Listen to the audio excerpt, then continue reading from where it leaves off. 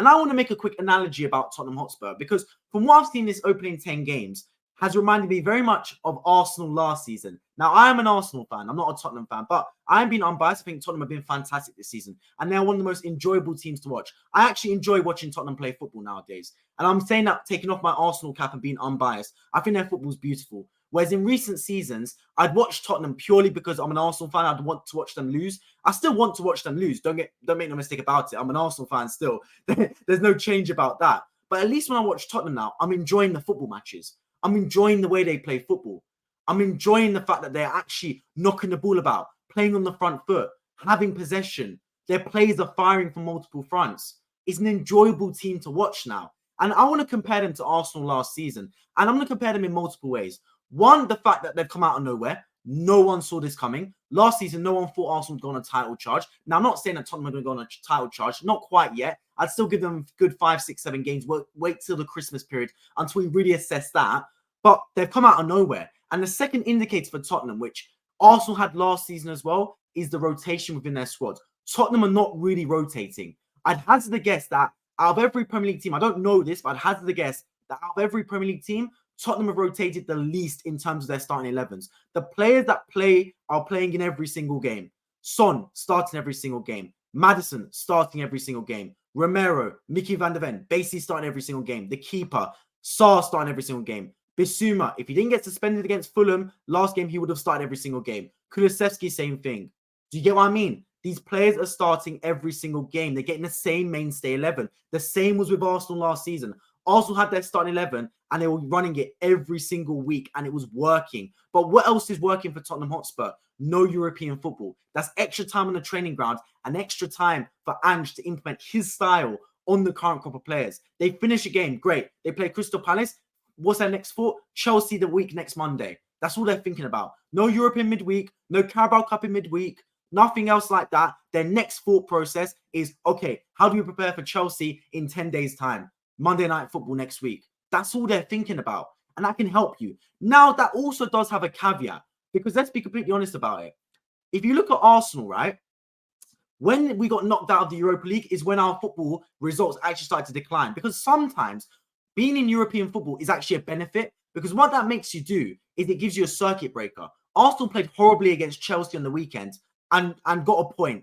Undeservedly got a point. We went to Sevilla in Europe, a game where we were lacking a bit of confidence after drawing to Chelsea, but still had some momentum after getting the 2 goals back and played really well and beat Sevilla. Suddenly, we've got our confidence back. If off the back of the Chelsea draw, we'd gone straight into our next Premier League game, we would have carried over that kind of like that good and bad momentum. Do you get what I mean? So sometimes European football can be a blessing and a curse. It's a blessing in the sense that it can be a circuit breaker. It allows you to bounce back from Premier League defeats and be able to respond to go the weekend after. But also it's a curse because more players are playing more matches. You have to divert your attention across multiple fronts. More injuries are stacking up, etc. So I think Tottenham being out of Europe is actually a benefit for them. Do I think Tottenham will win the Premier League? No, but they don't need to. This is not their time to win the Premier League. Their time right now is to build a really exciting, forward-thinking squad, and they're miles ahead of schedule. And we saw Arsenal last season, and us Arsenal fans were watching our team week in, week out saying, this is a really good football team. This is a team that can go very far. But the media was kind of doubting us. It was only until it got to after the World Cup where people were going, hang on a minute, Arsenal have not fallen away yet. They're still top of the table. They could go all the way here. Lo and behold, we didn't end up winning the league. But it wasn't a season that Arsenal fans are going to forget quickly. Now, a similar situation could happen for Tottenham. I'm not quite going to put them as title challengers yet. I think they've got a very good chance getting top 4, but still the season's early. But I will say this. I wait for the Christmas run. I wait for the Christmas run and I wait to see how they react to injuries. Because being anti-fragile is a massive, massive indicator of how successful you're going to be as a football club. Because Arsenal last season, when we had our starting 11, perfect. One of the best teams in world football. But a Saliba gets injured. A Partey gets injured. A Martinelli or Trossard or Gabriel Jesus goes down. And suddenly Arsenal's performances start to deteriorate. And I'm waiting to see if something similar happens to Tottenham. Now, losing a Bissouma for one game, or losing a, what's the guy's name? Udogi for one game, you can survive. Bentancur's come back from injury. He can supply in for Bissouma. But you lose a James Maddison, who comes in for him. You lose a Heung-min Son, who brings in the goals Son was bringing in. You lose a Mickey van der Ven, who's going to start pairing up with Christian Romero. That is what I worry about for Tottenham Hotspur. They remind me very much of Arsenal last season because their starting 11 is brilliant. Their starting 11 is second to none superb. But are they anti-fragile? Have they got the right pieces to come in if key players get injured? Because that's a worry. I said the same thing about Arsenal last season. Partey goes out for one game, fine. He misses 2-3 games, manageable.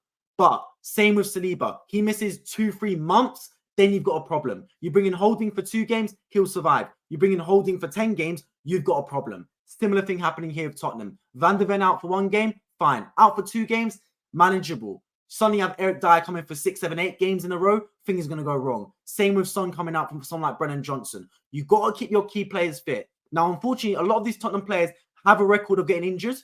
Heung-min Son, for one of them, gets injured from time to time. James Maddison always seems to get a lengthy injury. So, not good on their behalf, they don't get them. But if you're Tottenham Hotspur, keep the key players fit and make sure you keep buying into the process because the football is beautiful.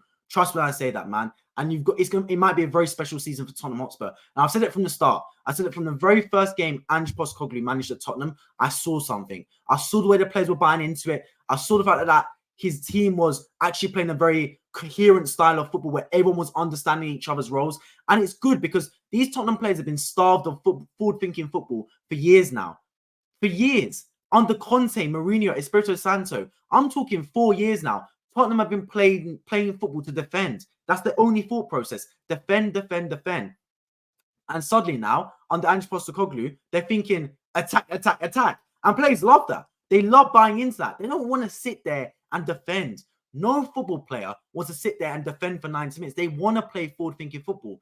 Tottenham have too many attacking players, good attacking quality players on the pitch to not play forward-thinking football. So I think for them, they got to keep going in this vein of form, and who knows what can happen. I'm distraught as an Arsenal fan. We didn't humble them at the Emirates, but you have to give them a heap of credit for that. I don't think we were our best when we played them at the Emirates, to be honest, but still, I think you've got to give Tottenham a heap of credit because, as I said before, everyone's saying, oh, Tottenham haven't played any hard games yet. It's a lie. I think Tottenham's schedule has been tougher than Man City's schedule, for example. They've played Liverpool. They've played Arsenal. They've gone Brentford and Palace away. These are not easy football games by any stretch of the imagination. Tottenham have played some tough football matches. Trust me. Yes, they've not played Man City yet, but it doesn't matter right now. They've played some tough games. So I think Tottenham, for them, they got to keep going in their vein of form. And I think for everyone else, give it some time. Tottenham will fall off, I think, eventually. But it's all about how Tottenham do respond to a fall off. Because suddenly everyone's going, oh, Tottenham. Suddenly the media start talking about it. The people on YouTube start talking about Tottenham. Oh, Tottenham in a title race. When you start hearing those little whispers about Tottenham in a title race, how do you respond? When Arsenal saw the graphic come up on Sky Sports, race for the Premier League title, Arsenal versus Man City, it's when the pressure got a bit too much for them. The lights, the cameras, they couldn't quite hack it. And Arsenal started to fall away, and the Man City locomotive chased them up and got past them. How are Tottenham going to respond when the media starts whispering about a Tottenham title charge? How's the media going to respond when the media starts talking about, ooh, Tottenham are looking really good? Tottenham can beat anyone. That's how you try to respond. Embrace the underdog mentality for now, because trust me, when the pressure's on your shoulders, it's never easy. And if past has been any sort of indicator with Tottenham Hotspur, it's not a great thing when pressure mounts on their shoulders because they seem to do a Spursy thing, which is bottle it.